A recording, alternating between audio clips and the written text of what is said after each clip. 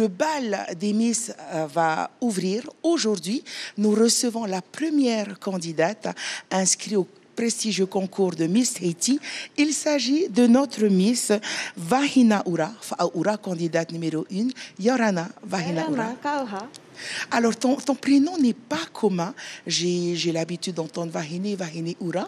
Donc, est-ce que tu connais la signification de ton prénom? Alors, Vahina Oura, lorsque j'ai demandé à mes grands-parents la signification, j'en ai eu deux à peu près. L'une où c'était l'eau pourpre de la déesse Hina et l'une qui parlait principalement du reflet de la lune rouge sur la mer. En tout cas, c'est un beau prénom. Pour ceux qui cherchent des prénoms, celles et ceux qui cherchent un prénom, peut-être que celui de Vahina Oura vous inspirera. Alors, si tu veux bien, est-ce que tu veux bien te présenter aux téléspectateurs et téléspectatrices qui te découvrent ou te redécouvrent? Alors, je suis une jeune fille d'origine tahitienne de par mon père et marquisienne de par ma mère. Je suis quelqu'un d'assez souriante, de nature simple, mais aussi très serviable, généreuse et gourmande.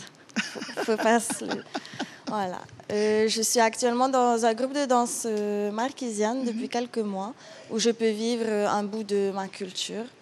Et j'ai été élue Miss Marquise il y a un mois et un jour. Et je suis fière de représenter la Terre des Hommes à cette édition de Miss Haiti, en portant le numéro 1. Alors justement, puisque tu parles de ton sacre, tu es l'ambassadrice de l'archipel des Marquises, tu es dans la continuité de cette élection. C'est un rêve de petite fille? Être Miss n'était pas du tout un rêve de petite fille, à vrai dire. Quand j'étais plus jeune, je voulais devenir gendarme ou créer ma propre entreprise, ma propre agence événementielle. Les concours de beauté n'étaient pas un but en soi pour moi à l'époque. Mais aujourd'hui, certains événements ont fait que j'en suis là aujourd'hui.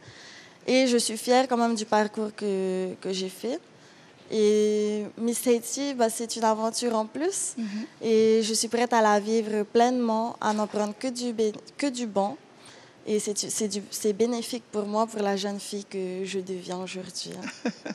Alors justement, tu te prépares rigoureusement pour l'élection de Miss Haiti qui aura lieu, je le rappelle, le 24 juin au soir dans les jardins de la mairie de Papeete. Avec cette préparation, que fais-tu? Est-ce que tu poursuis des études? Est-ce que tu es dans la vie active? Alors actuellement, je travaille dans une agence événementielle. On organise des salons et des foires tout au long de l'année. C'est un travail qui me passionne quand même parce que l'esprit d'équipe, la rigueur, l'efficacité, le dynamisme, c'est important pour faire ce travail et c'est tout ce que j'aime. Et j'en apprends encore tous les jours quand on réalise nos événements, quand on met en place nos événements. Et puis d'un côté, je suis avec de belles personnes. Ce travail me permet justement de rencontrer plusieurs personnes et de mettre en avant en quelque sorte certaines entreprises du Fénois qui exposent sur nos salons. Et puis, je travaille pratiquement derrière un bureau, mais aussi sur le terrain, comme on dit. J'aime cette dynamique où c'est tout le temps actif. D'accord. En tout cas, malgré ton jeune âge, je te félicite pour cette aisance que tu as exprimée face à la caméra, cette maturité aussi. Donc, je suis tout simplement impressionnée par autant de qualité.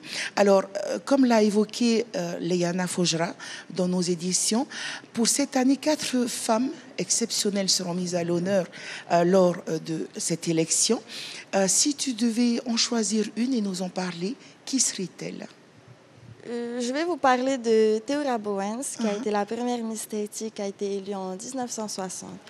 Personnellement, je ne la connaissais pas, parce que comme je disais, à l'époque, le monde de Miss, de concours de beauté, c'était pas le monde, c'était pas un monde auquel je pensais participer.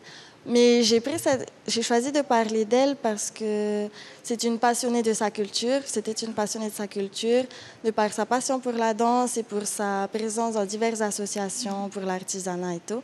Mais surtout parce que son parcours, en fait, m'a rappelé ma grand-mère, qui elle-même a créé une association qui s'appelle Tehekwa Otebehine, et qui regroupait, lors de sa création, toutes les femmes du village et qui mettait en avant justement l'art du tapa, du umuhé, tout l'artisanat marquisien.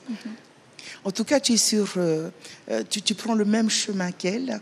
On espère que tu seras sur le podium cette année. Alors, je vais te laisser lancer ton message et appeler nos téléspectateurs à voter pour toi. Donc, si tu as un dernier message à adresser à nos téléspectateurs, la parole est à toi.